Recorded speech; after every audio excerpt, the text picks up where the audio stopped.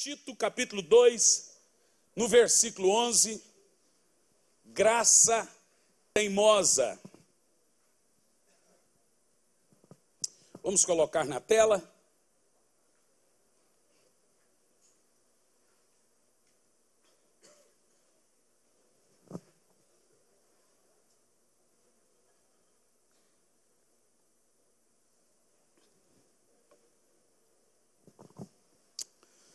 Diz assim, em primeiro lugar, porque a graça de Deus se manifestou salvadora a todos os homens. Deixa congelado.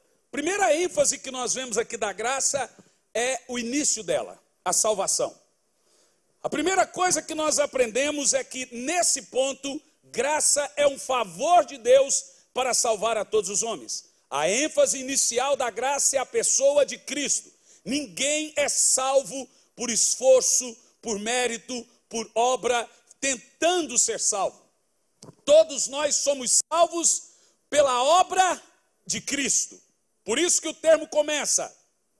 Porque a graça, o favor de Deus se manifestou salvando todos os homens. Está muito claro aqui que ninguém vai para o céu por merecer o céu, que ninguém vai para o céu porque ele é bom, ninguém vai para o céu porque ele agora é um bom crente. Todo mundo é salvo pela graça. Efésios 2:8, porque pela graça sois salvos mediante a fé. Agora olha para mim. Você não é salvo pela sua fé. Eu vou dizer de novo. Você não é salvo pela sua fé. A fé não te salva. Quem te salva é a graça. Olha para mim. Fé é um instrumento de Deus. Graça é o mérito. Graça, o que aconteceu? É algum... tá bom. Existe uma coisa que é causa meritória e causa instrumental. Vamos repetir isso, diga, causa meritória e causa instrumental. A fé é um instrumento e a graça o mérito. Todo mundo é salvo pela graça, mas se apropria da salvação pelo instrumento que é a fé.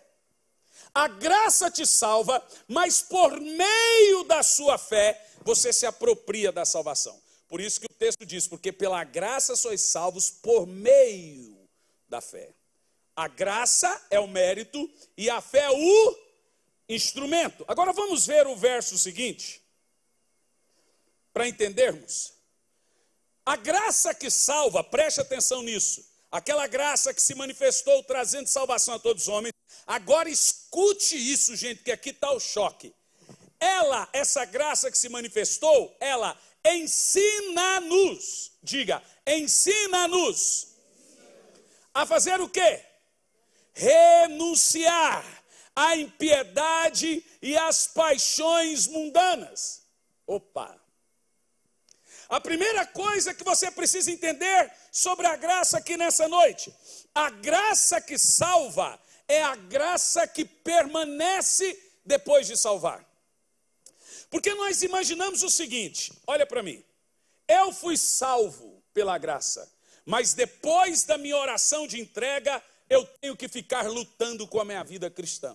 Aí a gente diz assim, fulano tem que mudar, mas você diz, mas ele tem que querer. Quem gosta de dizer isso? Mas olha o que a Bíblia diz, a graça que salva, ela agora me ensina.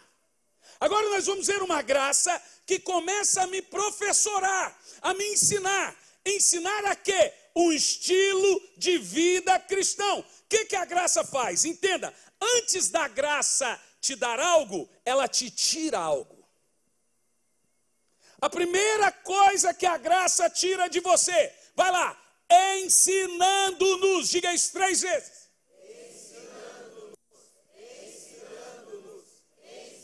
Então agora você tem uma graça o quê? Professora. A graça que salvou é ela que vai te ensinar a quê? Ela vai tirar a renunciar à impiedade e às paixões mundanas. Veja que graça não tira de você a responsabilidade de uma vida santa. Porque a graça vai te ensinar a vencer o mundo e vencer o pecado.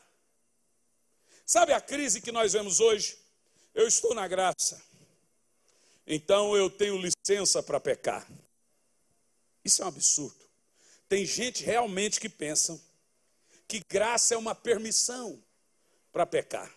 Gente, a graça não dá permissão para nada. Mesmo porque você só consegue vencer o pecado se tiver na graça. Se aquela pessoa não consegue vencer o pecado, é porque não entendeu a graça ainda. Olha o que a graça faz. Ela tira de mim, ela me ensina a renunciar o pecado e as paixões mundanas. Veja você que o foco inicial de ataque da graça é o pecado e o mundo. Tem como um crente que está na graça viver no mundanismo e no pecado, gente? Não tem, porque a graça que me salva é também a graça que permanece. Veja, o pecado é teimoso, e por ser teimoso, Deus envia uma graça teimosa que me ensina a renunciar o pecado e o mundo. Perceba que vencer pecado e mundo é coisa que se aprende. Ninguém nasce vencendo os pecados. Você aprende a renunciar o mundo e vencer o pecado. Assim como mansidão e humildade, Jesus diz, aprendei de mim. Se a graça está ensinando, é porque devemos aprender a renunciar o pecado e o mundo. Veja que a primeira coisa que a graça faz é tirar de você. E ela tira o que de você? O que ela tira de você? O mundo e o pecado. Agora o que nós temos? Uma graça educadora. Uma graça que não somente traz salvação, mas também começa a nos treinar. Você quer saber se você está na graça? Você melhorou ou piorou? Porque na graça você não piora, você melhora. Se a graça piora algo, você veja que graça na vida de quem recebe a graça muda. Na vida do religioso ele piora com a graça. A graça revela a natureza do religioso. Quando Jesus trouxe a graça, os fariseus pioraram, os pecadores foram transformados. A graça só serve para pecador. Para quem é bom, de nada ela serve. Quem entende o que eu estou falando? Você é o melhor pai, você é o melhor marido, você é uma melhor esposa, você é o melhor filho, porque a graça melhora as pessoas, ela não piora as pessoas. Nenhuma pessoa do qual Jesus se aproximou a ela e ela se aproximou de Jesus, piorou. Elas melhoraram, elas não pioraram. Tem gente aí que aonde abundou o pecado, superabundou a graça. Tem igreja que aonde abundou a graça, está superabundando o pecado. Infelizmente, tem igrejas permitindo divórcios, permitindo pecado, permitindo concessões e concessões em nome da graça. Isso não é graça, isso é desgraça. Veja um texto, Romanos 6, versículo 14. A graça melhora a gente. Você ora mais, você se torna mais espiritual, você se torna um melhor cristão. Olha o texto, pois o pecado não terá domínio sobre vós. Você está lendo isso comigo, não? O texto está dizendo o quê? Nunca vi uma concessão de pecado na graça. Pois o pecado não terá domínio sobre vós. Por quê? Não estáis na lei, mas debaixo da graça. Você percebeu que graça é a única força que temos para vencer nossos medos, fobias e pecados? Enquanto você não entender a graça, você vai ficar naquela coisa terrível. anda sobre as águas até a metade, depois afunda e pede socorro. Anda até a metade, afunda, pede socorro. Porque quando você olha para si, você afunda. Quando olha para Jesus, é socorrido. Aí anda mais um pouco, afunda. É assim que vivem muitos cristãos, lutando por si só contra o pecado. Deixa eu te falar uma coisa. Entenda, você nunca vai vencer o pecado por sua própria força. O pecado é um monstro. O pecado matou Deus. Só se vence o pecado pela obra da graça. Só quando você entende a mensagem da cruz que o pecado perde o domínio. Tem gente que pensa que ele pode vencer o pecado. Tem gente que fala, pastor, pregando isso não diminui a importância do pecado. Eu fico doido com isso. Como se ele pudesse pregar e fazer as pessoas parar de pecar. A Bíblia diz, o que faz uma pessoa parar de pecar? Pois o pecado não terá domínio sobre vós, porque você está debaixo da graça. O que faz uma pessoa parar de pecar? Não sou eu. Romanos capítulo 6, versículo 1. Veja esse texto. Todo mundo responde isso. Que diremos, pois? Permanecermos no pecado para que a graça superabunde? Responda. De modo nenhum. Paulo diz, continua o texto. De modo nenhum. Nós que morremos para o pecado, como vamos viver para ele de novo? Você percebeu, gente, que é impossível estar na graça e em pecado. Não tem como. Ou você está na graça, ou você está em pecado. Quem está comigo entendendo aí, diga amém. Agora, isso é tão maravilhoso, mas isso é tão tremendo, que nós temos alguns pensamentos o seguinte, sobre a graça. A graça me trouxe a conversão. Eu fui salvo pela graça, mas depois ela vai sumindo, e eu começo minha luta que é só minha. Então o pensamento religioso é esse. A mudança na vida cristã depende de mim. Não é isso que eu acabei de ler. Volta o texto, no verso 12 de Tito 2. A graça de Deus se manifestou, Salvador a todos os homens. Verso 12. Ela nos ensina a vencer o pecado e o mundo. Epa, quem está lendo isso? Vou deixar você, lê em voz alta, vai lá.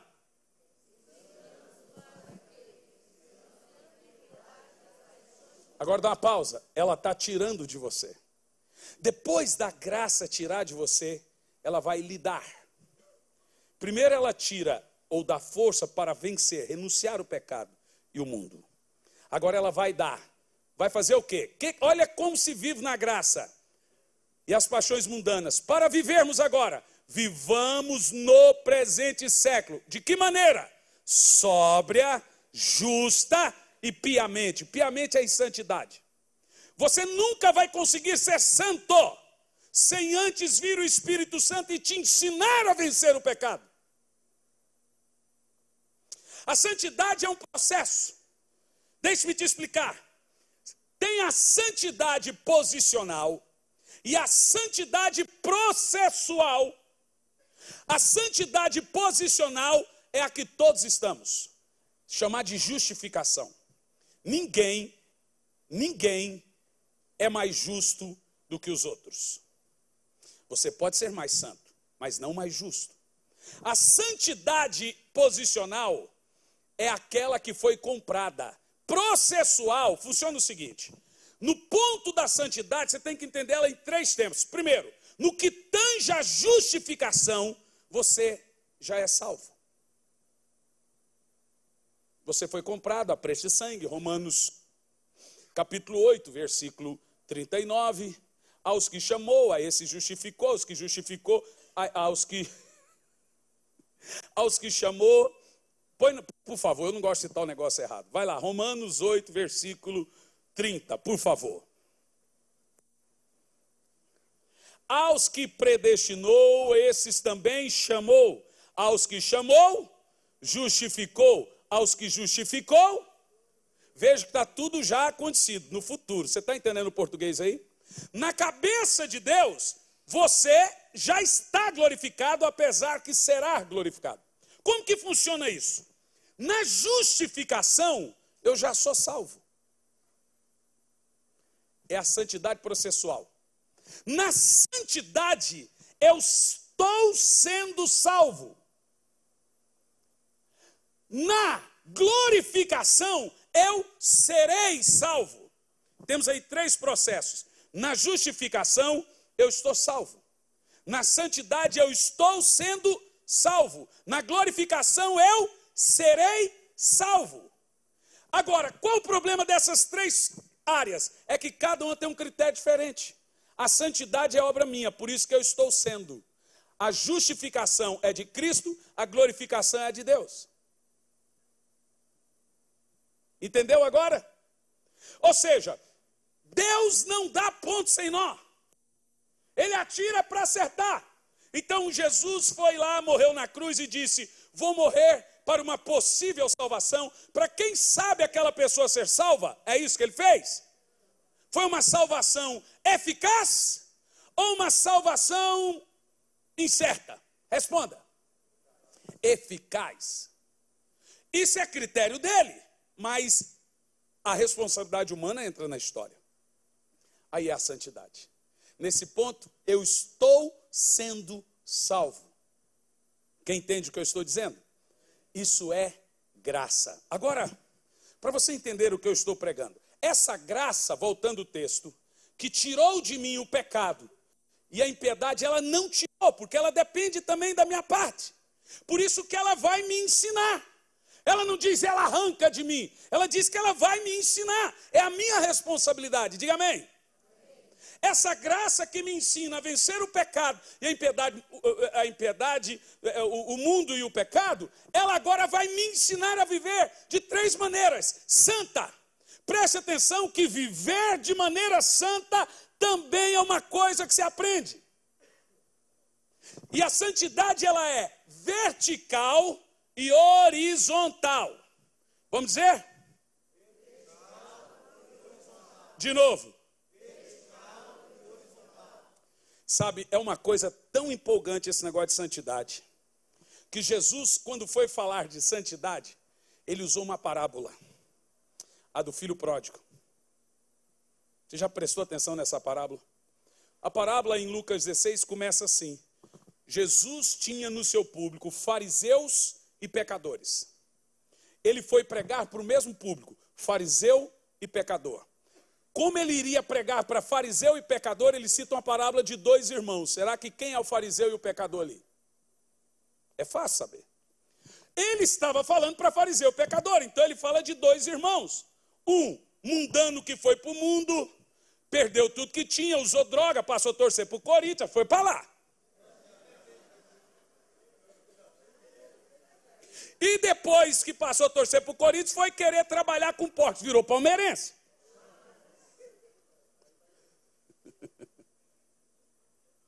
Com essa camisa, não preciso dizer qual é o meu time, né? Tem que ser homem para vestir uma camisa dessa.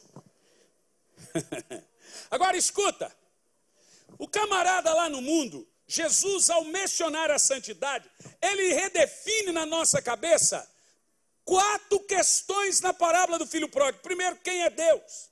Segundo, presta atenção nisso, gente. Quem é Deus? Segundo, o que é pecado? Terceiro, o que é santidade? E quarto, o que é salvação? Está na mesma parábola. Vai responder todas as suas perguntas. Quem é Deus? A parábola começa: um homem que tinha 2 filhos. Quem é Deus? Então quem é Deus? Pai. Um homem que tinha 2 filhos. Quem é Deus? E um filho pecador e o outro publicano. Quem é Deus? Pai de fariseu e pai de pecador. Quem é Deus? O filho mais moço foi embora, matou o pai em vida. Você sabe disso? Porque na lei da herança, antigamente era assim. Em Israel existe uma maldição automática para filho que pede herança para pai vivo. Porque pedir herança para pai vivo é desejar que ele estivesse, a menos que o pai queira dar. livre, espontânea vontade. O irmão lá na minha igreja, eu preguei isso.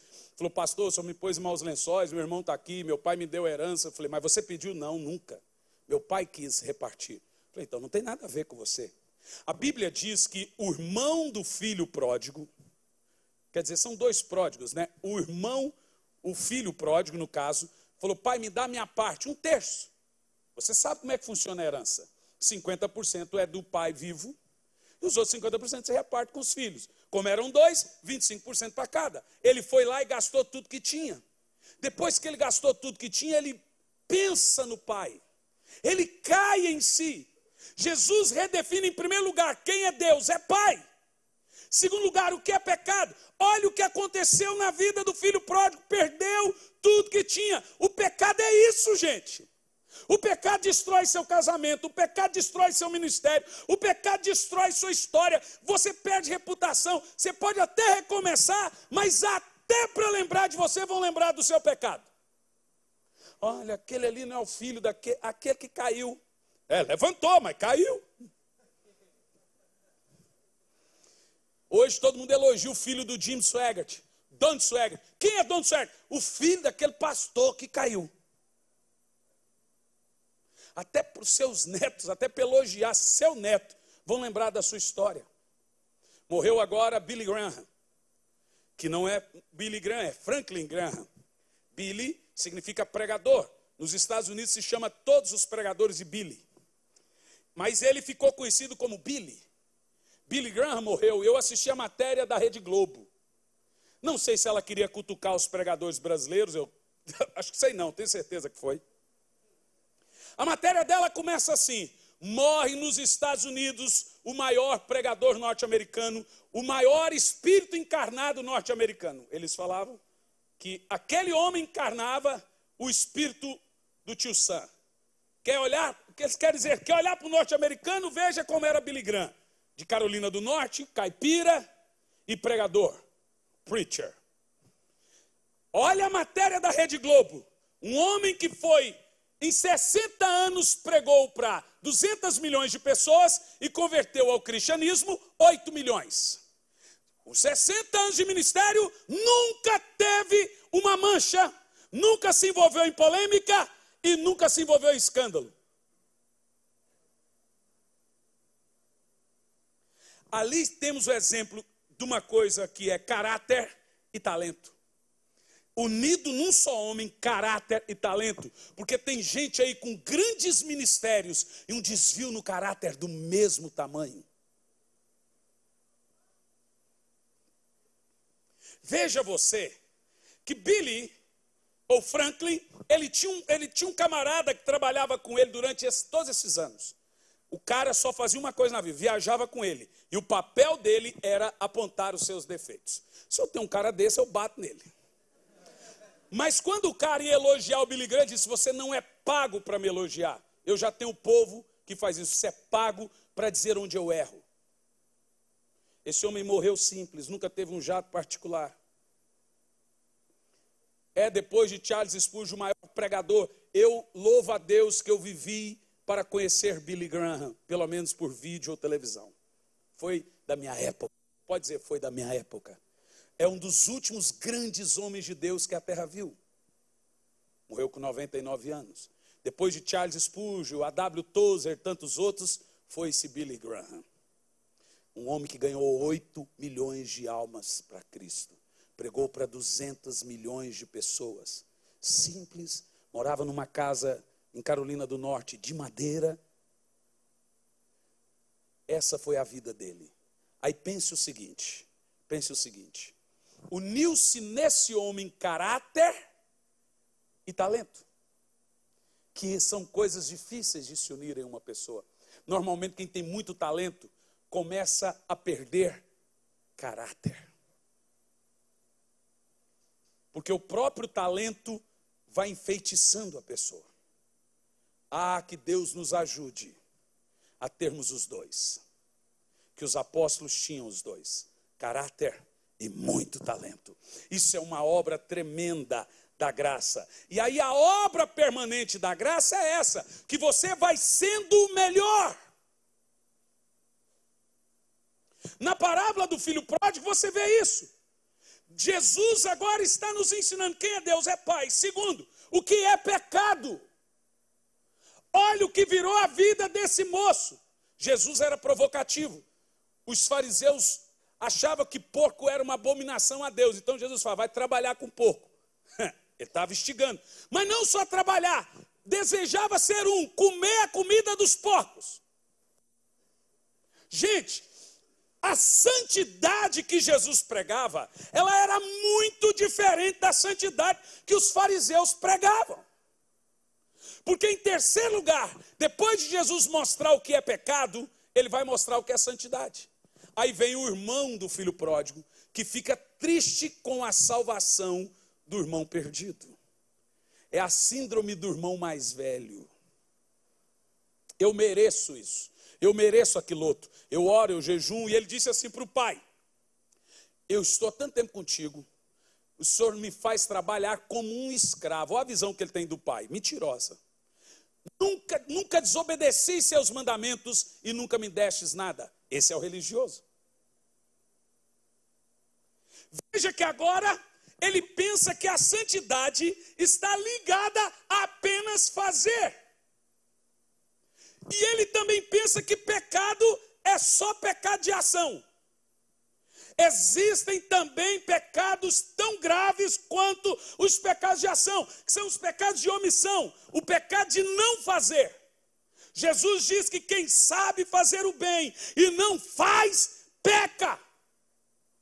Pastor, eu nunca adulterei, eu nunca prostituí, eu nunca menti, nunca cometi um pecado moral. Ainda assim, é um pecador para Deus e grave, se não faz o bem. Porque na parábola do filho pródigo, você vê o irmão mais velho, por exemplo, Jesus vai redefinir santidade e pecado. Por exemplo, do que uma pessoa que não adultera, não mente, não rouba, não faz nada aparentemente visto, tem que se arrepender. É fácil você chegar num cara que tem problemas morais e pregar arrependimento para ele. Chega para um bom religioso, porque tem bom religioso, não bom crente. Tem bom religioso e não bom crente. Chega para um bom religioso e fala para ele se arrepender. Ele vai rir na sua cara. Ele não encontra, veja, o religioso é uma pessoa vacinada contra o arrependimento. Então ele nunca acha que ele tem que se arrepender, porque ele não vê pecado em si. Então eu vou te dizer o que é pecado. Pecado não é só adultério, tudo isso é filhos do pecado. Matar, roubar. Esse não é o coração em si do pecado. O pecado é quebrar o primeiro mandamento. Quebrou o primeiro, quebrou todos os outros. Tanto na graça quanto na lei, o mandamento é o mesmo. Amar o Senhor teu Deus de todo o seu coração, toda a sua alma, toda a sua força e todo o seu espírito. Na lei, primeiro mandamento, somente ao Senhor teu Deus adorarás, só ele prestará culto. Na graça, primeiro mandamento, amarás o Senhor teu Deus de todo o seu coração. Ou seja, quebrou esses dois mandamentos, pouco importa os 9, irmão. Tem gente que nunca adulterou, nunca matou, nunca roubou, nunca cometeu pecados morais terríveis, mas Deus é secundário para ele. Ele não ama a Deus de todo o coração, está pecando. Tem gente que tem que se arrepender de coisas que fizeram de errado, mas tem gente que tem que se arrepender de coisas certas que fizeram. Agora você entrou em... Se arrepender de coisa certa, sim senhor. Jesus, quando mencionou os fariseus, ele disse, quando fores orar e jejuar, não faça como eles. Uma oração e jejum é pecado. Mas Jesus diz, não ore e jejum igual a eles. Tem gente que tem que se arrepender de coisa certa com motivação errada.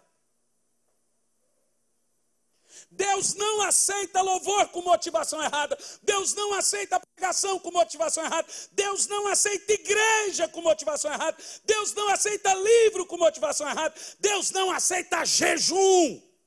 Fé. Tem gente que tem que vir no altar e se arrepender dos jejuns que fizeram, das orações que fizeram.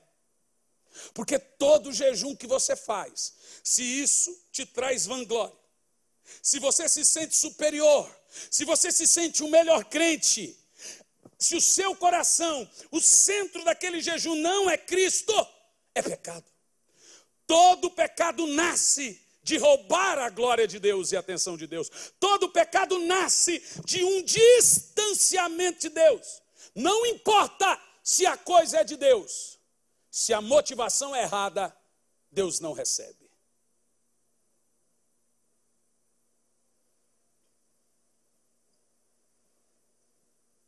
Tem gente que tem que se arrepender de missões que faz, de ajudar o pobre. Ajudou, tirou foto, pôs na rede, pecou. Pecou, na hora. Pecou.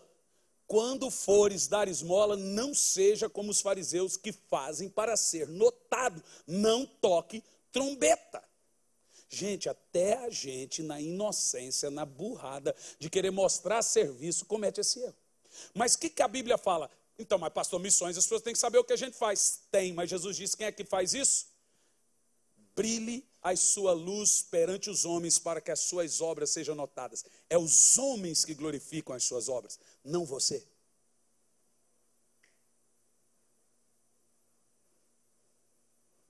Hoje uma missionária está me questionando. O senhor está dizendo que eu toco trombeta? Eu falei, não, eu estou dizendo o seguinte, até eu cometo esse erro. Porque Deus me deu sabedoria para lidar com o erro das pessoas. Eu ponho o meu no meio. Querido, eu já errei muito assim. Até esses dias eu errei, Deus está me corrigindo também. A pessoa já calma. As pessoas não gostam de gente super-homem. Que só ela erra, aquele que está corrigindo nunca erra. Então, eu falei para ela, veja, o que Jesus está falando, que quando você faz algo para ser notado, você já recebeu sua recompensa, não receberá lá mais. A sua recompensa é as pessoas darem sua curtida lá no Face. Lindo trabalho, maravilhoso, coisa cheirosa. Vocês são maravilhosos. Pronto, já recebeu o galardão. Você acha, irmão? Eu quero que se exploda o galardão daqui. Eu quero é lá, rapaz. Tu é besta. Pare para você pensar.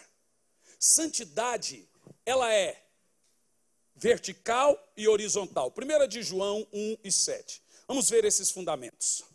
Jesus redefine isso para nós. Eu te disse que hoje eu queria falar em termos práticos. A fé cristã. Não muito teológico, mas práticos. Diz assim, mas se andarmos na luz, como Ele na luz está, vertical, temos comunhão uns com os outros, horizontal. E o sangue de Jesus, seu Filho, nos purifica, santidade. Veja, que tem gente que na igreja é um santo, em casa é um satanás. Tem gente que a fé dele é institucional. Ele só vai jejuar se o pastor fizer uma campanha de jejum na igreja. Ele só vai orar se o pastor fizer uma campanha de oração na igreja. Se uma irmã me questionou, pastor, que eu estou vindo nos cultos, não estou sentindo a presença do Espírito Santo, então fui fazer umas visitas aí nas igrejas para ver se eu sentia. Falei, sentiu? Ela não. Falei, então o problema é das igrejas. Falei, querida, deixa eu te ensinar uma coisa. A igreja é apenas uma extensão da nossa casa. Se você tem um altar para Deus na sua casa, pouco importa o que acontece no culto, você sente a presença de Deus.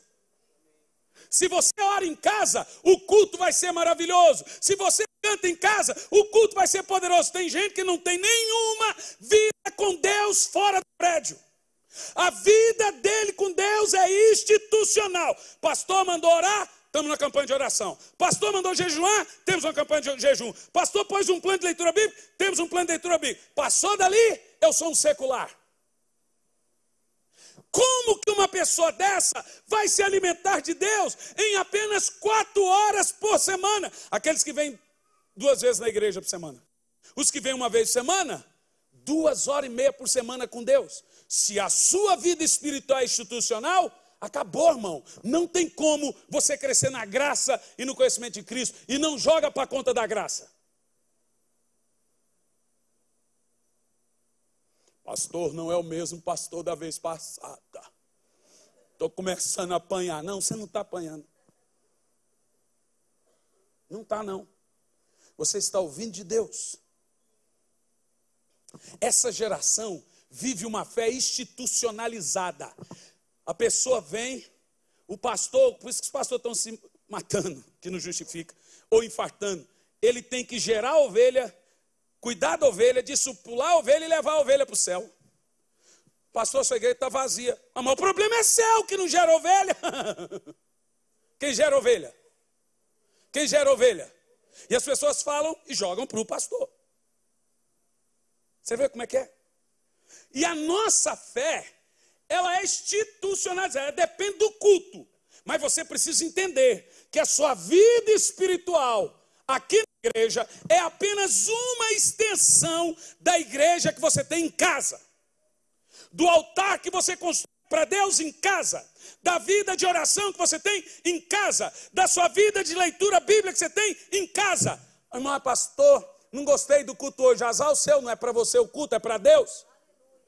Ah, não gosto dessa música, vai continuar não gostando, não canto para você.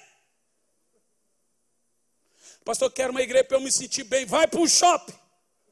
Tem um bom agora em Bragança. É assim ou não é, gente? E as pessoas jogam, eu vou sair dessa igreja que nada acontece na minha vida. Aí fica andando por aí, vai para Triangular Oval do Reino Unido. Cuspe de Cristo, Jesus foi ali e já volta. Jesus foi, você fica. Entenda uma coisa, a santidade, ela é primeiramente relacionada a Deus. Depois, comunhão uns com os outros. A santidade de Jesus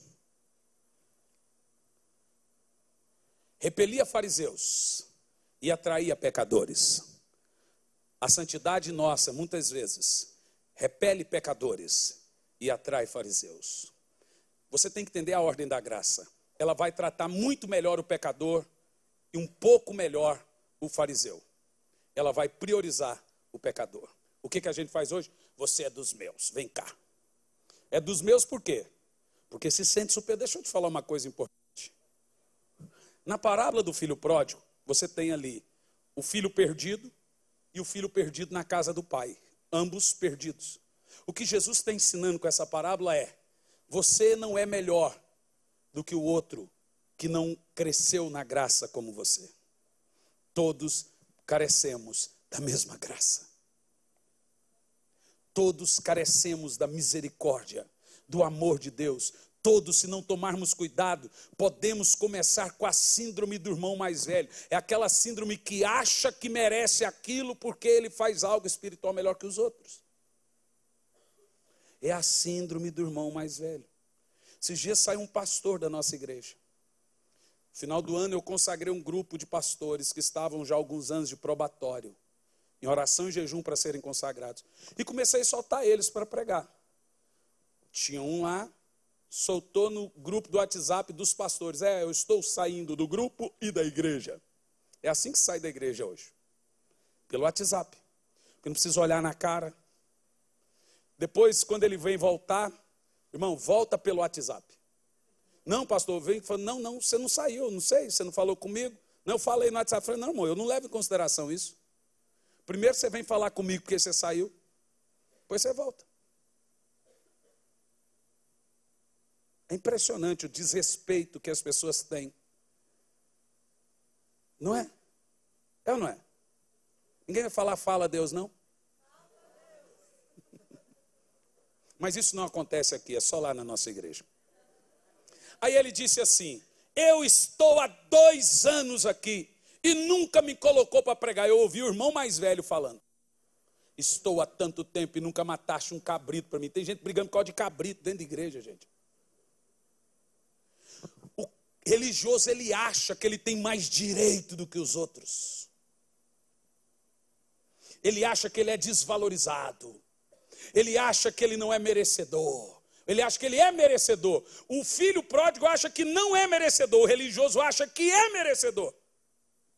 Olha a abordagem dele para o pai: esse teu filho, o pai falou, esse teu irmão.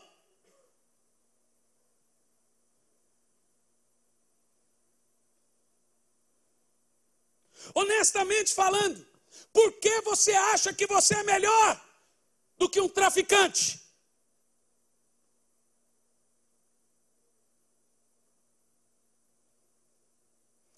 Eu sou melhor. Pode ser perante as pessoas.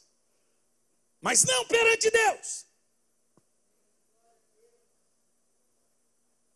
Pode ser perante os homens, reputação é uma coisa importante, mas para Deus não serve de nada. Mas para os homens tem que ter reputação, porque Deus não pode usar quem não tem reputação. Deus pode derramar um monte de dom sobre uma pessoa. Se ele não tiver o respeito dos homens, o dom de nada serve. A Bíblia diz que os apóstolos tinham boa fama entre as pessoas. Então não importa o caráter, não importa a reputação perante os homens, perante Deus, mas para Deus usar, o homem tem que ter um nome bom na boca das pessoas. Senão Deus vai usar como? Ninguém vai dar moral porque a pessoa fala. Eu quero concluir aqui, contando um testemunho. Porque eu te disse que eu queria trazer em termos práticos a graça. E a ideia desse sermão é terminar com o meu testemunho, que eu estou contando durante todo o ano, está no livro. É difícil contar, gente. Não é nada, assim, nunca fui ex-nada, nunca fui ex-gay, não fui estuprado, fui nada, não é nada disso.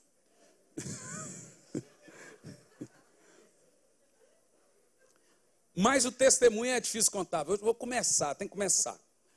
Por que ele é difícil? Porque envolve pessoas. Envolve meu pai, minha mãe, meus irmãos. E querendo ou não, expõe. E eles sabem disso. Mas eu tento tomar muito cuidado ao contar, mas a história é séria. A história é a seguinte: eu venho de um contexto muito religioso.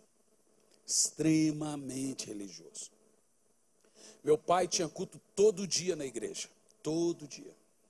Todo dia. Aqueles cultos xarope. Você chega antes, meia hora, uma hora antes. Acho que isso é lindo. Mas aquela oração sem propósito. Lelô, lelô, lelô. Glória. Aquele glória já virava goi, goi, goi. Ficava uma coisa sem nexo. Se está orando, tem que orar, mas Jesus falou, quando orares, não useis de vãs repetições. Oração tem que ter conteúdo. Ficar repetindo a mesma coisa, irmão. Deus fala, tá.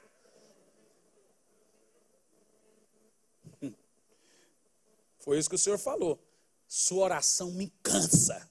Está em Malaquias. Vocês me cansam quando oram. É porque ficam repetindo.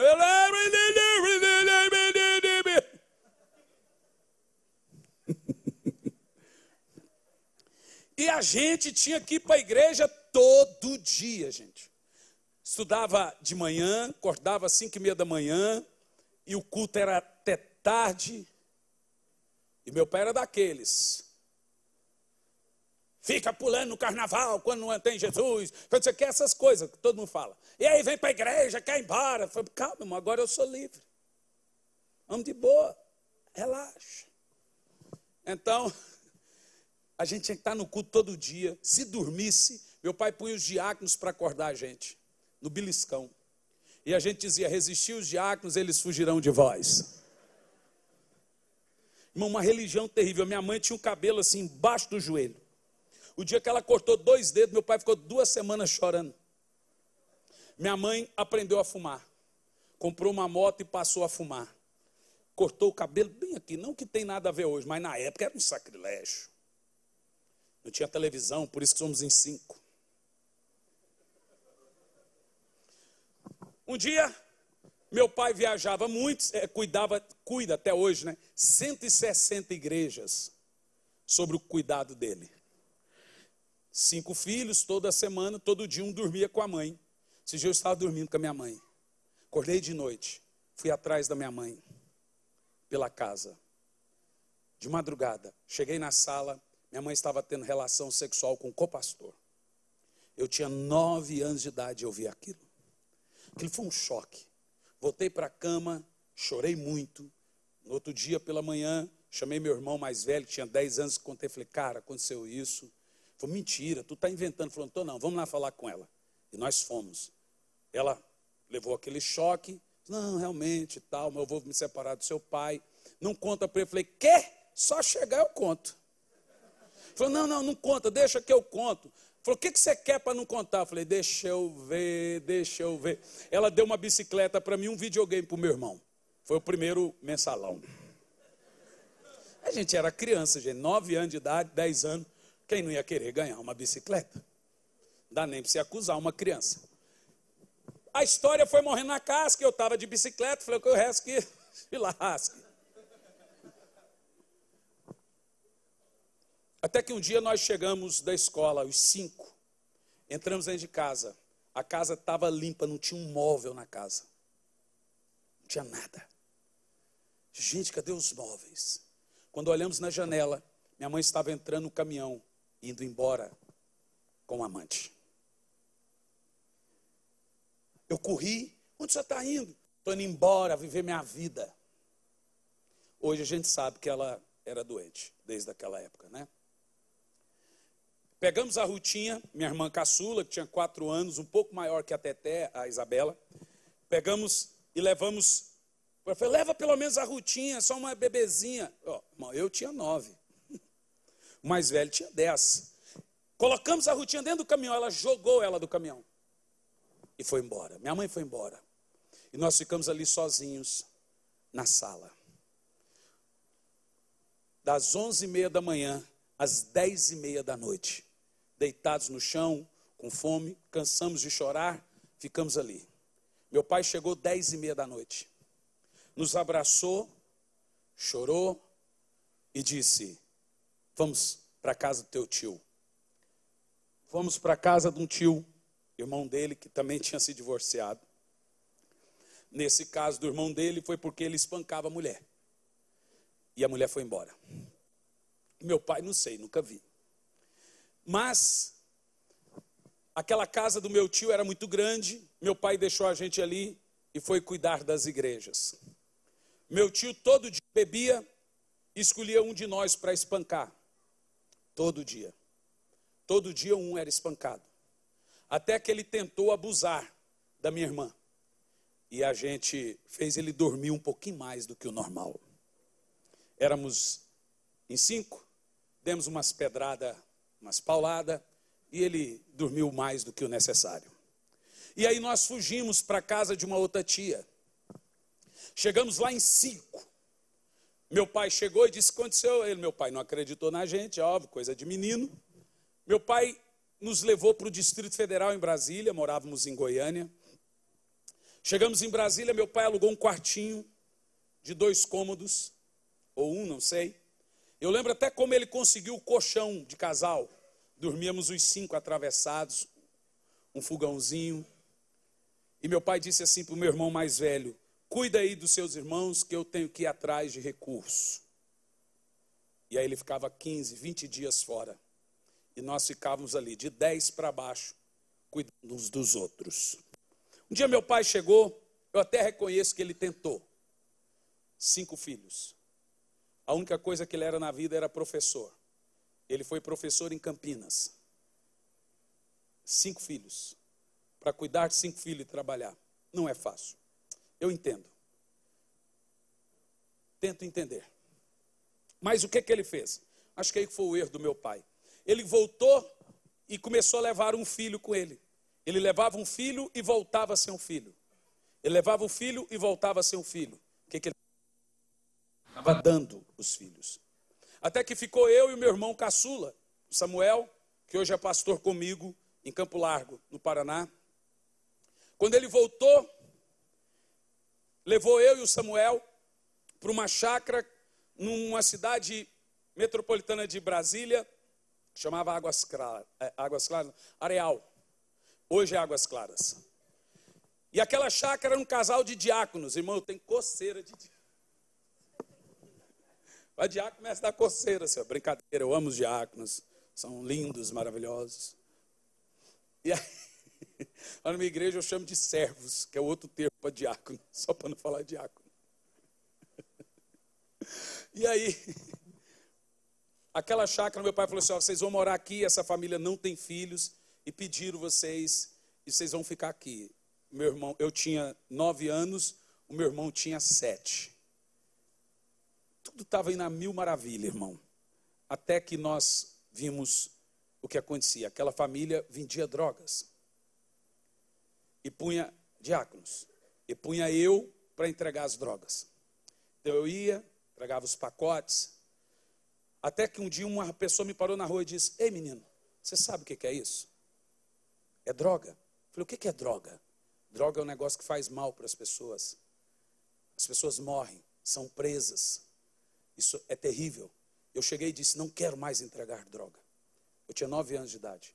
Os que vai entregar? Eu falei: não, isso faz mal, as pessoas se viciam, isso é terrível, isso é igual cigarro. Era a minha cabeça. Mas era pior. O rapaz, o moço, me espancou muito nesse dia. Jogou no chão, chutou minha cabeça, pisava, deu paulada. Enquanto ele espancava, eu fugi para uma outra chácara, num casal de diáconos. Esses eram bons, da Assembleia de Deus. E o meu irmão, com 7 anos, ficou naquela outra chácara. Todos os dias de manhã, eu ia na cerca para ver meu irmão. Até que um dia eu fui na cerca, ele não estava. Meu pai voltou. E aquela família não disse onde eu estava, disse para ele que eu tinha fugido. E meu pai levou meu irmão e foi embora. Agora passou-se alguns anos. E eu ali sozinho, sem saber dos meus irmãos, dos meus pais, da minha mãe, já não tínhamos mais notícia nenhuma. Um dia eu estava brincando na rua. De longe, eu vejo meu pai. Meu pai disse que falou: eu vou voltar lá no bairro, vai que ele apareça por lá. Ele voltou. Não sei quantos anos depois, mas foi alguns. Eu brincando, meu pai veio, eu abracei, chorei muito. O senhor vai me levar embora? Ele disse: eu vou te levar. Então meu pai disse: vamos embora. Mas antes, eu estou pregando numa cidade do Gama, Distrito Federal. Meu pai estava pregando numa igreja grande lá. 3 dias de conferência. Meu pai fazia parte, bem no início do ministério dele, da equipe de Bernard Johnson. Foi um dos fundadores do ETAD. ETAD, né? ETED, em Campinas. Eu e meu irmão mais velho somos nascidos ali. Por isso esse azul Campinas aqui, né? Alguns entenderam. E aí, meu pai sempre foi o ministério dele, dar aula, pregar. E agora nessa cidade, na cidade do Gama, meu pai pregando, o pastor daquela igreja, no final da campanha, eu já tinha acho que uns 12 para 13 anos talvez, disse: pastor Parício, por que você não deixa seu filho aqui com a gente? Eu e minha esposa moramos sozinhos, minhas meninas são crescidas, tem um quarto lá, deixa ele aqui, vamos cuidar, vamos pôr ele na escola. Meu pai chegou e conversou comigo: filho, o pastor fulano de tal quer cuidar de vocês, quer pôr você aqui. Ele vai te dar um quarto, vai comprar coisas para você, vai te pôr na escola. Eu não tinha estudado ainda. Eu gostei da ideia. Meu pai foi embora. No mesmo dia o pastor me levou no shopping, comprou roupas. Me matriculou na escola, comprou roupas, um quarto só para mim, televisão, videogame e etc. Eu gostei, falei: é tudo meu. E meu pai falou: de quando em quando eu venho te ver. Tá bom, pai. Fui estudar com roupas novas. O tempo foi passando. Até que um dia, o pastor me levou na casa de uma irmã. E ele ia lá na casa dessa irmã para brincar com a irmã. E eu brincar com o filho da irmã. Eu brincava de bola. A brincadeira dele era de médico. Isso era toda semana. Toda semana ele ia nessa casa, brincava com a esposa, e eu tinha que distrair o filho dela jogando bola, brincando de carrinho de rolemã, qualquer outra coisa. Toda semana. Até que um dia aconteceu um grave acidente. Ele foi fazer uma rotatória com o carro dele, a esposa dele, preciosa, preciosa. O carro parou no meio da rotatória. Um carro que vinha na transversal bateu onde estava o passageiro, destruiu o carro. A esposa foi para a UTI, ficou 8 meses em coma. Enquanto a esposa estava em coma, os anos foram se passando, os meses foram se passando, ela em coma, e ele intensificava as idas e vindas na casa da amante. Eu já era maior, já começava a entender as coisas, e o meu senso de justiça é absurdo. A minha esposa e o Luciano Subirá falam que eu tenho um imã. Eu não odeio ver injustiça. Eu entro no meio, se eu ver injustiça. Eu compro briga dos outros. É uma coisa, gente. Não suporto injustiça. Não suporto ver gente sendo lesada. Eu levo a coisa muito, chega a ser xarope. E aí o meu senso de justiça falou alto. Eu ouvi ele dizendo assim para a amante: não deu certo, ela está saindo do hospital. Vamos pensar em outra coisa. Eu vi ele explicando para ela como ele planejou o acidente. Ele foi fazer a rota, ele desligou o carro. E o outro veio e bateu. Foi bem pensado. Mas a mulher viveu. Falou: a mulher está viva, vai sair do hospital, mas vamos pensar em outra coisa. E eu ouvi tudo. Esperei passar os meses, a mulher se recuperou. Quando ela estava ótima, eu contei tudo. Gente, acabou com a igreja. Porque a mulher fez um escândalo. Aí ele confessou que a mulher do louvor era amante, o filho era filho dele, e ele acabou com a igreja. Aquele pecado oculto veio à tona e ele quis pôr na minha conta. Eu falei: rapaz, eu não peguei mulher de ninguém. Eu simplesmente acabei com a sua vida de mentira, só isso. Eu tinha quase 13 anos de idade. Resultado: se o homem tentou matar a mulher dele,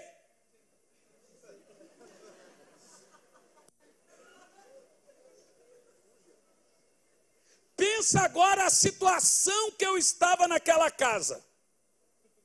O cara é um bandido, gente. Um bandido. E ela já prevendo disse: se você fizer mal para o meu filho, eu te mato. Então ela ficava me protegendo. E ele me ameaçando: não fecha o olho para dormir, não. Eu chaveava a porta. Gente, que tormento. E o meu pai sumiu no mundo, não aparecia mais não. Ele falou: você só vai ficar aqui até seu pai aparecer. Eu falei: meu Deus. Um dia, cheguei da escola e entrei pela sala. Quando eu entrei, eu ouvi o barulho da porta e a chave. Ela não estava em casa. Aquele homem me pegou pelo cabelo. E um fio de cobre dessa grossura. Aonde ele batia, cortava a roupa e a pele. Ele me jogava cadeira, me jogava pau, me chutava na cara, me chutava de tudo que é jeito. Eu corria pela casa e ele me pegava pela perna. Foi uns 40 minutos de pânico. Pegou faca e vinha correndo. Não acho que ele ia ter coragem. Não sei. Acho que não, porque já estava previsto. Ele também queria fazer a coisa escondida, mas ele queria fazer algo terrível. Até que eu quebrei a janela com a cadeira e fugi. Fui para a rodoviária do Gama, todo cortado, descalço, com a roupa rasgada, cheio de sangue por todo o corpo. Tudo que eu queria era ir para Goiânia, para a casa da minha avó. Era a única casa que eu saberia chegar. Só que qual é o ônibus que vai deixar eu entrar e viajar 180 quilômetros, menino de 12 anos, todo sujo, machucado, rasgado? Nenhum. Então eu fiquei semanas dormindo naquela rodoviária em cima de um papelão. E a minha única oração era: Senhor, me deixa eu chegar na casa da minha avó. Dormindo no chão, semanas. Deus nunca falou comigo. Você sabia que o silêncio de Deus é mais importante que todas as suas palavras? Foi o silêncio de Deus que ensinou o caráter de José. Foi o silêncio de Deus que forjou Jonas. Foi o silêncio de Deus que forjou Moisés. Por 40 anos Deus não falou nada com Moisés, só falou depois de 40 anos. Por 16 anos Deus não falou nada com Paulo, só depois disso. O silêncio de Deus não é igual ao abandono de Deus. Quando José estava preso no cárcere ou na cisterna, Deus não falava mais com ele, só deu sonhos antes. Quando ele estava preso no Egito, Deus não falava com ele, mas dava sonhos para Faraó sobre ele. Quando Jonas estava no ventre da baleia, Deus não falou com Jonas, mas falava com a baleia. Tem gente aqui que você não está ouvindo Deus, que Deus talvez está calado, mas já tem o seu nome na mesa de algumas pessoas. Deus já está lá no futuro, aonde você quer chegar.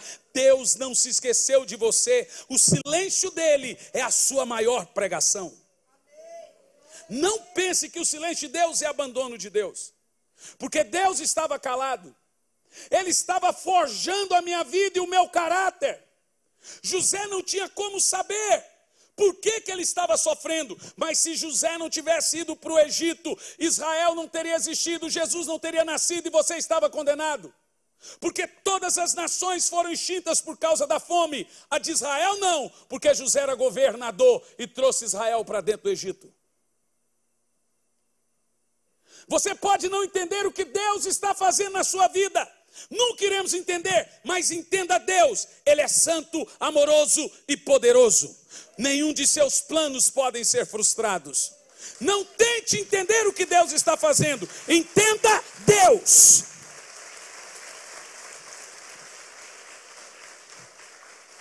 Você sabe o que Deus está fazendo na sua vida? Não, mas eu sei quem é Deus. Ele é justo. Ele é Pai. Eu sei que Ele não está fazendo nada de mal para mim. É assim que você deve ver as coisas. Eu quero concluir agora. Estou tentando. Até que depois de orar tanto, o motorista do ônibus estava em Goiânia, 180 quilômetros. Foi no banheiro. Eu entrei dentro do ônibus e me assentei entre o último banco e o motor, escondido. O motorista foi até o meio para verificar, contar os passageiros, mas como o ônibus estava vazio, ele não foi em diante. E assim eu fui para Goiânia. Cheguei em Goiânia. Eu sabia chegar na casa da minha avó. Foi assim que eu cheguei na casa da minha avó. Todo rasgado, feridas infeccionadas e muito, muito doente. Minha avó não me reconheceu. E aí ela passou a cuidar de mim.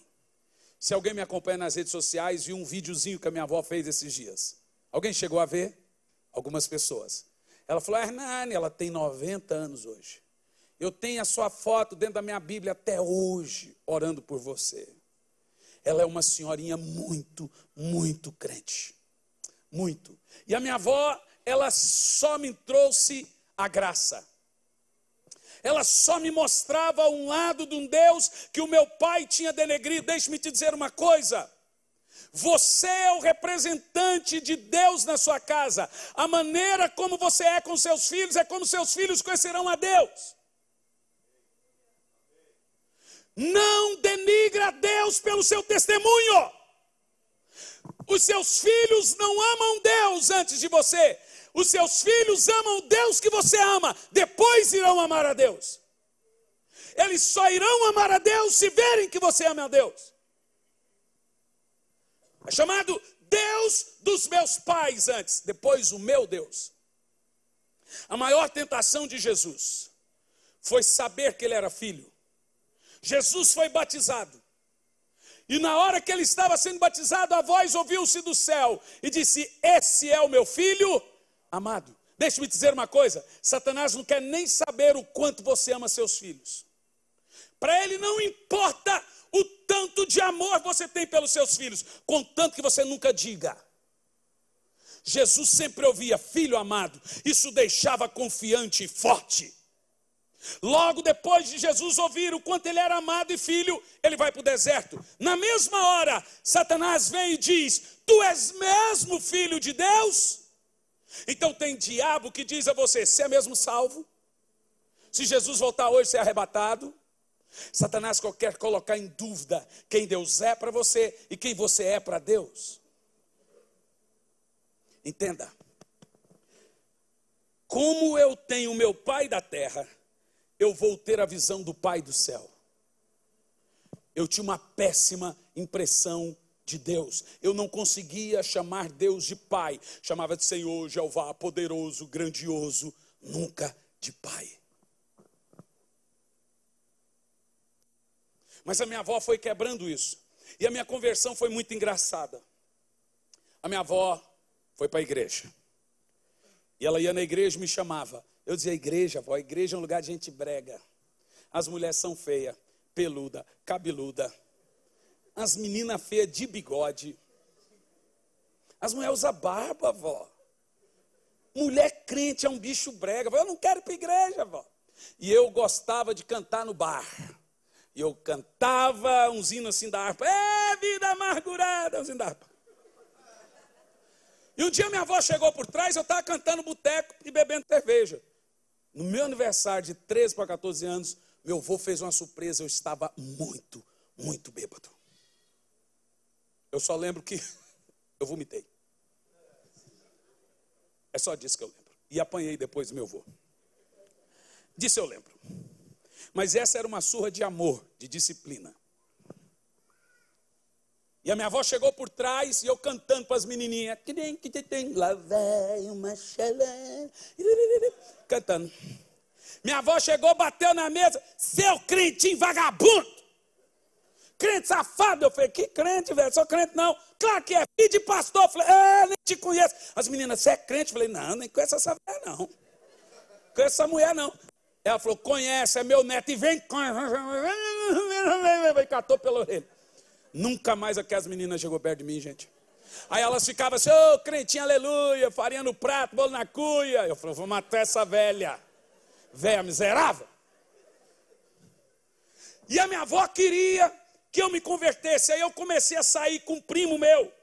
E esse primo, aquele primo, ele não tinha o diabo no couro. O diabo se incorporava dele.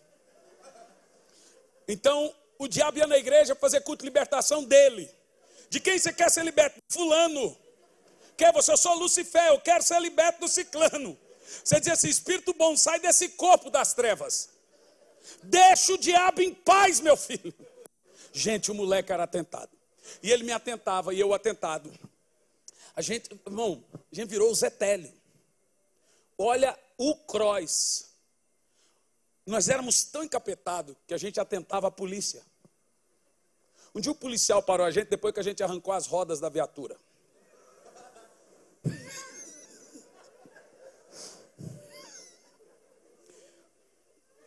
O policial estava no bar, colocamos tijolo embaixo e arrancamos as rodas da viatura. Quando ele saiu, ele ligava o carro e o carro não saía do lugar.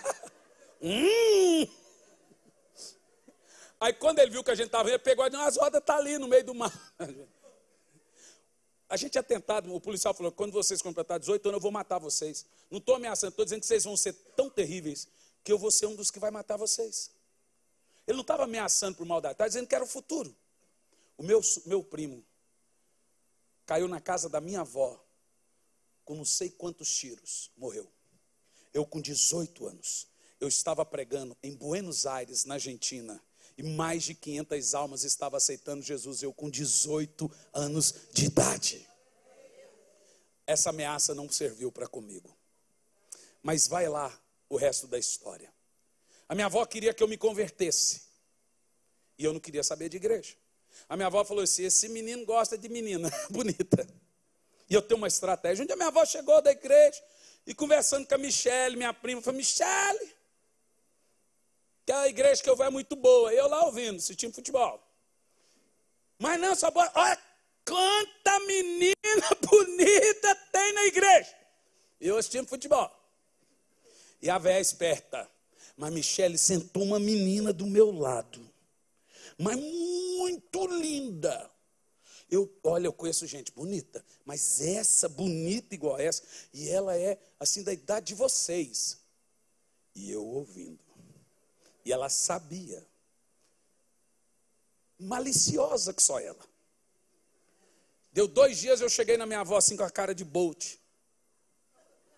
Vó, sim, meu filho, eu estou com angústia. Um vazio no peito, vó. Estou tão amargurado, não sei o que é.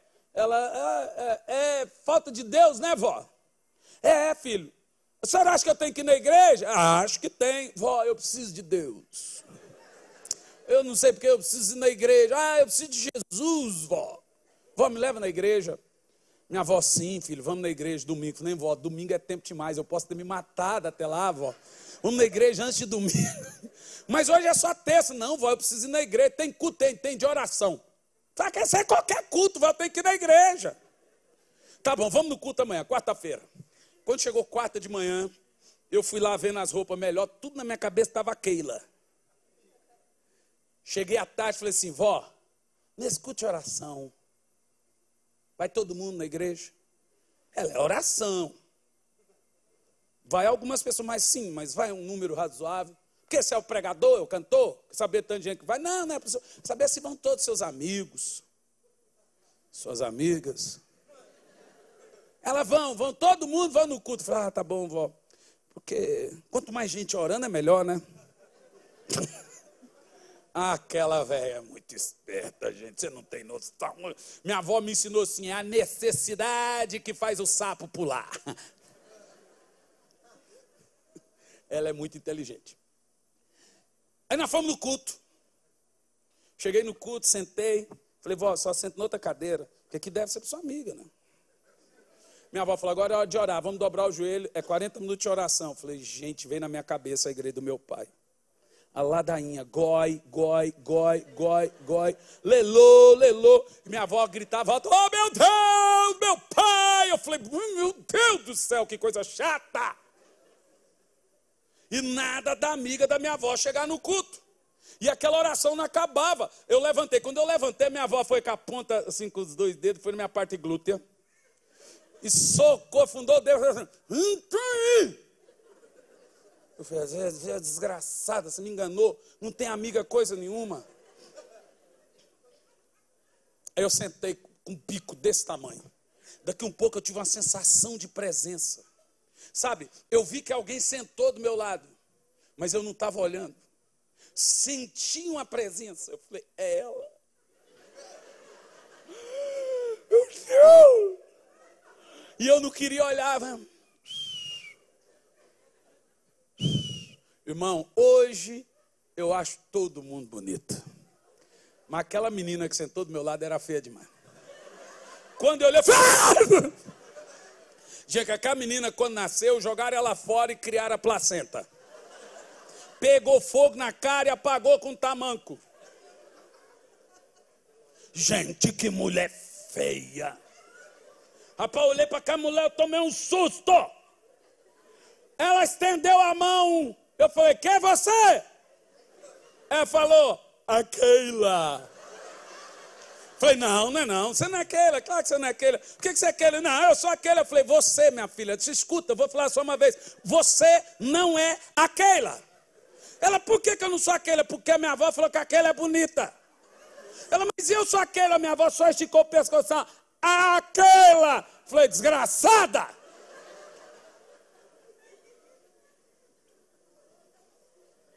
Minha avó falou, para mim todo mundo é lindo, ela é linda por dentro. Falei, então fica com a pele dela, peste. Ela quer saber se ela é linda por dentro, rapaz. Ela é muito linda, irmão. Eu fiquei numa revolta naquele culto. Eu não sei o que aconteceu, que o pastor resolveu pregar uma mini mensagem depois da oração. Pregou 20 minutos e fez o apelo. Adivinha quem foi o primeiro na frente? Eu não sei se foi medo da Keila. Gente, hoje a Keila é uma amiga. Diz a minha esposa, ela nem é feia.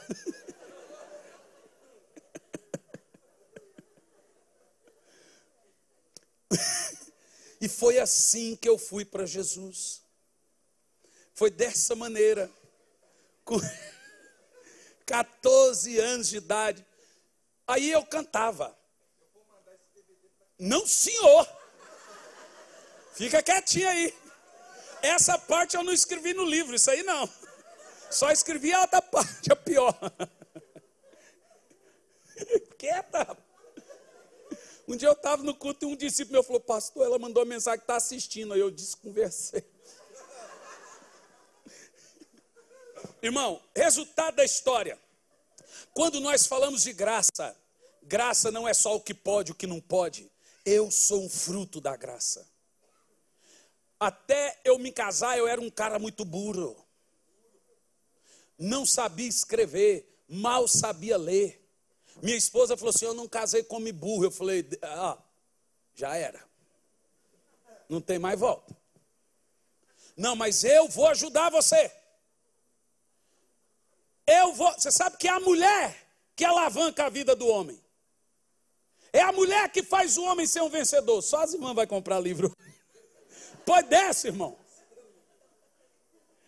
A minha mulher, irmão, eu peguei gosto pelo estudo. Parei de estudar aos 33 anos de idade. Quando eu escrevi agora o meu último livro, esse livro, último não porque eu estou vivo ainda, o mais recente. O mais recente. Eu estava pregando o pastor Josimar aqui em Campinas, num culto. Um irmão parou no meio do culto, eu indo para o púlpito, ele parou e disse, olá. Falei, oi? Eu indo no meio. Só tem anel? O cara é doido. Não tomou gardenal? Falei, não, não tem. Não, o senhor tem que ter um anel.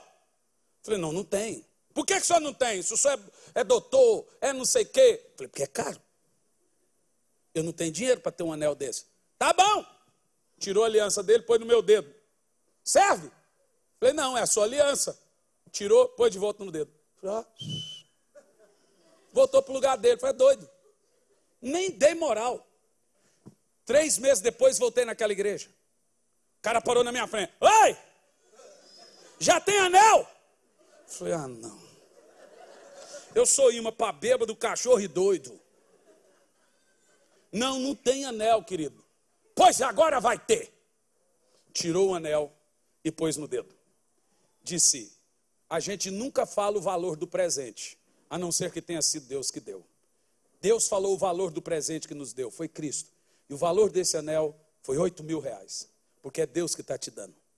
Aí eu olhei e falei, por que você está me dando? Ele falou assim, esqueça o anel e foca na mensagem que vem nele. Ele olhou para mim e disse, nunca meça a sua história pela história dos outros, você vai se frustrar. Meça a sua história de onde eu te tirei e você vai ser sempre grato a mim. Ele voltou para o lugar. Eu chorei. O Senhor estava me dizendo, aonde o seu pai falhou. Ele olhou para mim dentro dos meus olhos, aquele homem disse, aonde o seu pai falhou, a minha graça supre você. Aonde a sua mãe falhou, a minha graça supre você. Aonde as pessoas falharam, a minha graça supre você. A minha mãe, eu fui em Caldas Novas com a minha esposa, meu filho era pequeno. Quando batemos na porta, saiu uma mulher careca, a cabeça cheia de feridas e bichos. Era minha mãe. A casa cheia de lixos que ela amontoava. Aquilo foi uma imagem muito forte para mim. A casa fedia fezes. No mesmo dia nós voltamos para Curitiba, eu em lágrimas. O meu sonho era sempre trazer a minha mãe para perto para cuidar dela. Meus pais nunca nos pediram perdão. Nunca exigimos. Nós os demos de maneira silenciosa. Não chegamos nos nossos pais tipo assim, te perdoo, não. Nem isso fizemos para não os ferir. Nós os perdoamos aqui. Nunca. Mas pastor, você não esqueceu? Não, o nome disso é amnésia. Perdão é se lembrar sem sentir dor. Os 5 filhos são 5 pastores. Eu vou dizer de novo, 5 pastores.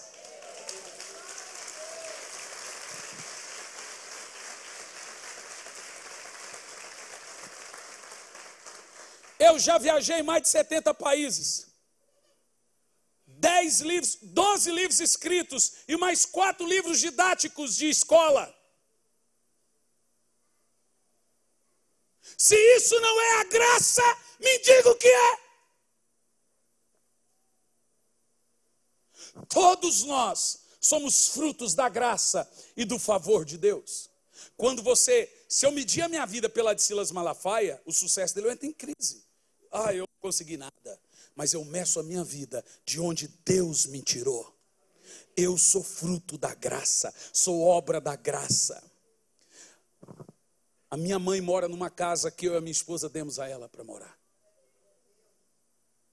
Eles nunca pediram perdão. Quando eu entrei dentro de casa, minha mãe armada. Não sei se era de verdade ou de brinquedo. Nunca perguntei. Eu chorei. Minha esposa estava dentro do carro com os meus filhos. A polícia disse, se a gente entrar e ela atirar, a gente atira nela. Eu falei, então entra, eu vou meter o pé na porta. Ela vai matar você. Eu falei, então que mate. A hora que eu entrei, eu abracei ela. Ela disse, você tem que me odiar. Eu disse, não consigo. Tem gente esperando alguém lhe pedir perdão. Isso não é graça. Graça é favor imerecido. Tem gente que merece o nosso perdão, tem gente que precisa dele. Ambos devem ser dados. Você nunca entenderá a graça enquanto não exercitá-la. Eu sei que Jesus está curando algumas pessoas aqui agora. Eu sei que tem histórias que começam a ser reconstruídas depois disso. Desde que eu comecei a falar sobre isso e o livro começou a ser lido, começando desse testemunho, muitos casamentos recomeçaram. Muitos relacionamentos de filhos e pais, pais e filhos, amigos e irmãos foram construídos através disso. Porque a maior demonstração da graça é o perdão, o favor imerecido.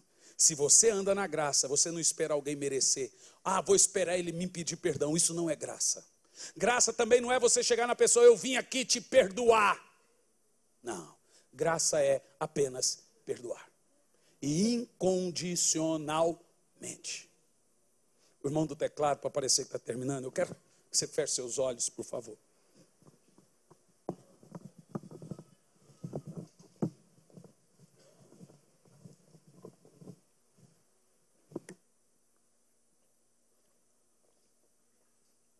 Gente, a história é tão linda. Os meus irmãos eu consagrei todos a pastor. E fiz o casamento de 3 deles. Só não casei só a Ruth. A última que foi consagrada foi a Rutinha. Foi um erro que eu consertei. Porque a minha irmã é uma pastora, Nata. Todo mundo é pastor. Ela nunca foi, porque meu pai não permitia isso. Todo mundo. As cunhadas são pastoras.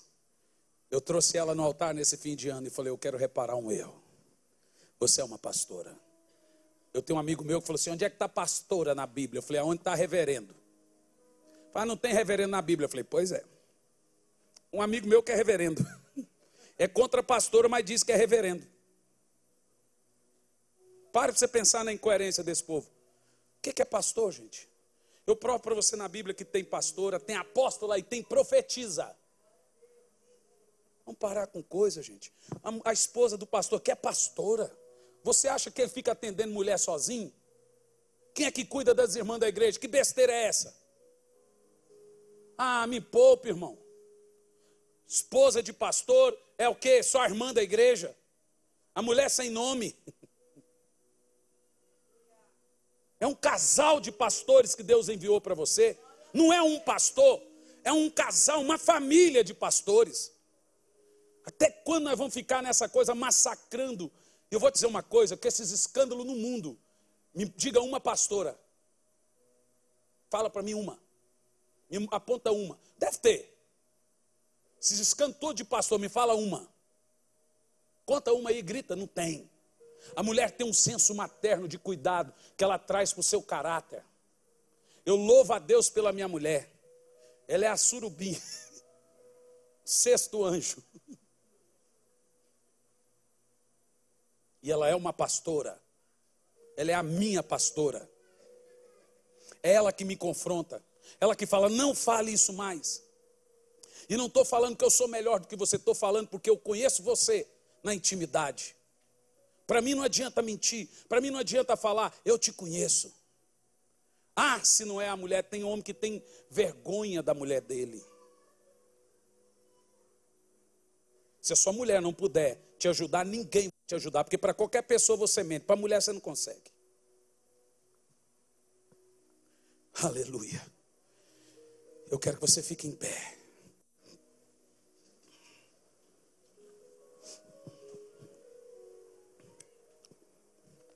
Põe a mão no seu coração. Antes de eu orar, eu quero te falar um negócio muito, muito, muito poderoso. Teu sangue leva-me além de todas as alturas. Quando ouço a sua voz, fala de tua justiça pela minha vida. Jesus, este é o teu sangue. Vamos cantar isso. Tua cruz.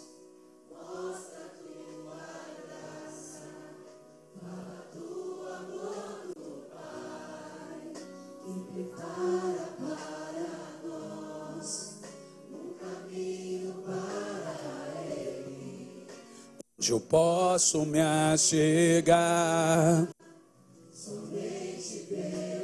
Levante as suas mãos e a sua voz e cante bem alto.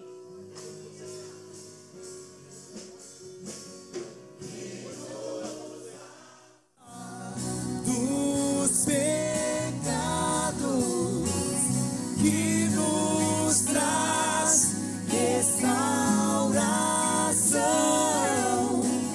Nada além do sangue, nada além do sangue de Jesus, Que nos faz brancos como a neve, que nos faz brancos como a neve, aceitos como amigos de Deus. Nada além do sangue, nada além do Aleluia. sangue de Jesus. Põe a mão no seu coração. E eu quero fazer um apelo, o primeiro, e depois eu quero terminar fazendo algo aqui. Quem aqui nessa noite quer entregar a sua alma, a sua vida a esse Jesus maravilhoso? Pastor, eu quero esse Jesus que cura, esse Jesus que sara, esse Jesus que restaura. Gente, eu sou um fruto do que o Evangelho pode fazer com uma pessoa. Recentemente, deixa-me te contar, cheguei em Curitiba em 1995. Eu tinha uma sacolinha do Carrefour, era minha roupa. Numa viagem de 28 horas, toda a minha bagagem numa sacolinha do Carrefour. Eu fui para lá para gravar um CD. Eu entrei dentro do estúdio. Era um estúdio maravilhoso. Todo mundo gravava nesse estúdio. Todo mundo que era famoso gravava nesse estúdio em Curitiba. E eu não consegui gravar porque era muito caro. E não gravei. Alguns anos depois, acho que em 99 para 2000, eu gravei um CD com a igreja. Não era meu, era com a igreja. Não foi nesse estúdio. Os anos passaram, já gravei acho que 5, 6 CDs. Recentemente, um amigo meu vai embora para os Estados Unidos. E ele vende o estúdio dele para outra pessoa. E essa outra pessoa, dono de outro estúdio, me oferece o estúdio. Eu falei, rapaz, eu não tenho dinheiro para comprar estúdio. Ele falou, me paga aí tantas vezes você quiser. Quando eu fui ver o estúdio, era aquele estúdio. Gente, é Deus me dizendo o seguinte: lembra de onde eu te tirei e aonde eu te trouxe. Não meça a sua vida. Hoje nós temos um dos melhores estúdios da cidade. Não é o melhor, é um deles. É Deus, é uma mensagem de Deus pregando para mim. Você é fruto da minha graça. Você não é nada. Gente, eu não sou nada. Como uma pessoa que era ignorante, não sabia escrever, hoje tem os seus livros entre os mais vendidos do Brasil. Eu não era nada. Deixe-me te dizer, Deus é especialista no nada. Deus é especialista em gente caída. Deus é especialista em gente que não tem valor algum. Deus consegue agir com esse tipo de gente. Tem esperança para todos nós. Você é um fruto da graça de Deus. Se não é, vai ser. A sua história não terminou aqui. Sua vida não é essa dor. Sua vida não é esse sofrimento. Tem muita gente aqui que se viu na minha história. Pastor, eu fui abandonado pelo pai, pela mãe, etc. Eu fiquei de casa em casa. Estava pregando recentemente, estavam os filhos do pastor Cláudio Duarte. Estávamos numa série de eventos. Eu, pastor Cláudio Duarte, Luciano Subirá e tantos outros. Cláudio Duarte começou a chorar e disse, minha vida é essa, abandonado pelos pais. E a gente fica chorando um pro outro, competindo quem tem história mais triste. Não, mas a minha, não, a minha.